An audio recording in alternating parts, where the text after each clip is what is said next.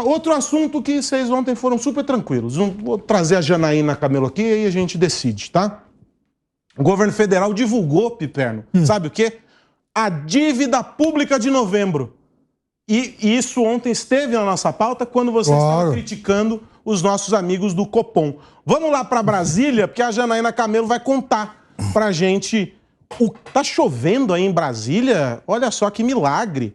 A Janaína vai contar pra gente quais os números dessa dívida. A dívida é tão grande quanto se pode imaginar, Janaína. Boa tarde para você.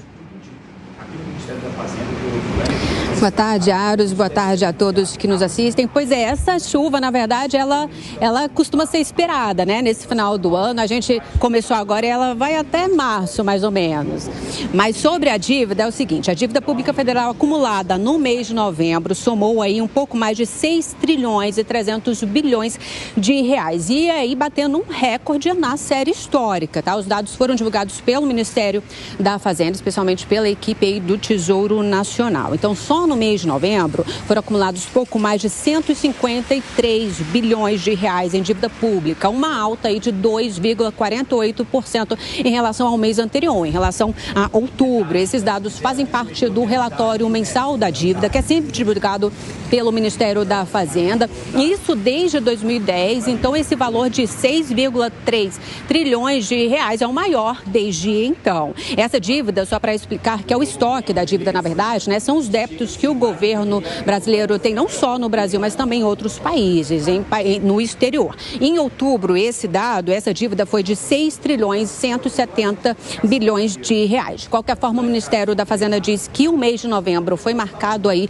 o mercado no mês de novembro foi marcado por uma melhora significativa, com as bolsas em alta e os juros em queda. E esse cenário acabou impactando também a percepção de países emergentes, influenciando também nas taxas de juros locais, que também foram afetadas por fatores internos, como, por exemplo, a manutenção da meta fiscal para 2024 e também a aprovação de propostas aí no Congresso na pauta econômica que é defendida pelo governo federal, né? Segundo o Tesouro, essa melhora no mercado, tanto o doméstico quanto o externo, vai continuar também no mês de dezembro. E com relação, aproveitando, a gente está aqui no Ministério da Fazenda, a gente está aguardando o ministro Fernando Haddad sair do Ministério, porque ele ainda está trabalhando no gabinete. A gente vai aguardar ver se ele fala com a gente aqui rapidinho na saída.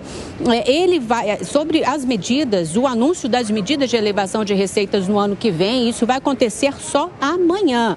Segundo a assessoria do Ministério da Fazenda, acabou de informar que esse anúncio deve acontecer amanhã pela manhã. Isso porque o ministro Fernando Haddad, ele tem um embarque marcado ao meio-dia, aqui da base aérea de Brasília, direto para São Paulo. Então, ele deve vir para o Ministério da Fazenda amanhã de manhã, fazer esse anúncio das medidas de elevação de receita para compensar aí a desoneração, né? E aí ele deve sair daqui do Ministério da Fazenda por volta das 11 horas da manhã. Aros. Ô, Janaína, só a respeito da chuva, só quero dizer que você já esperava, eu não tenho essa memória, porque toda vez que eu vou para Brasília é um calor, uma secura danada. Choveu uma vez e quem me salvou foi meu amigo Bruno Pinheiro. Então, eu vejo chuva em Brasília e fico até emocionado. Você volta daqui a pouco com mais informações aí direto de Brasília, querida. Bom trabalho. Fábio Piperno, 6 trilhões é o registro da dívida pública federal. Falávamos ontem sobre esses números, você disse que ninguém leva em consideração e etc., mas é um crescimento de 2,5% em relação ao outro mês. Claro, a gente precisa olhar o quadro geral do ano, ou seja, janeiro a dezembro, para poder entender como tudo isso fica, porque esta dívida, ela entra no pacotão de contas que nos levarão a 2024. Mas é um dado que precisa ser muito bem observado. É um dado muito importante, um pouco mais de 60% do PIB. O governo anuncia que, inclusive, em novembro os números foram até bem mais favoráveis e tal, que está também em simetria com o que aconteceu com as bolsas, né? Mas isso tudo é um aspecto muito marginal. O fundamental é que essa montanha de dinheiro, essa pilha toda de dinheiro, esse estoque imenso, esse número que dá até medo, ele só vai começar a ser de fato reduzido no momento em que o Brasil passar a ter um superávit fiscal em torno de 6% do PIB.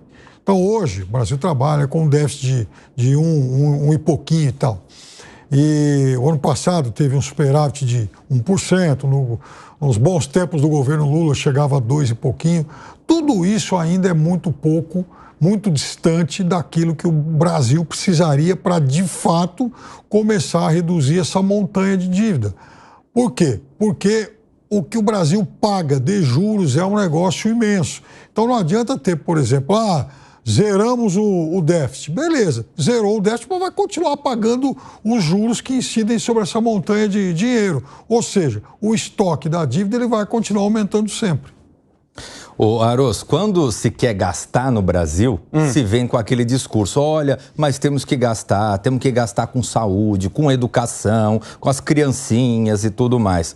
Só que, na verdade, o que se gasta é o gasto mal gasto. É o gasto errado. Esse gasto é que é o gasto indevido. E é esse gasto que a gente tem que corrigir. E no Brasil, infelizmente, a gente tem um volume muito grande de recursos que é gasto mal gasto. Que é gasto com uma máquina pública inchada, com uma máquina pública ineficiente, com uma máquina pública que não entrega o serviço na ponta, com uma estrutura de Estado que não entrega as necessidades que a economia tenha para deslanchar. Então, enquanto o Brasil não olhar para dentro dos seus problemas e não fizer uma reforma na organização administrativa, na estrutura administrativa, não fizer um programa efetivo de privatizações que venha a atender os interesses do mercado, da economia do país, a gente vai ficar enxugando gelo, vai ficar nessa passação de pano aqui, ora acolá, e não vai resolver o problema. Por quê?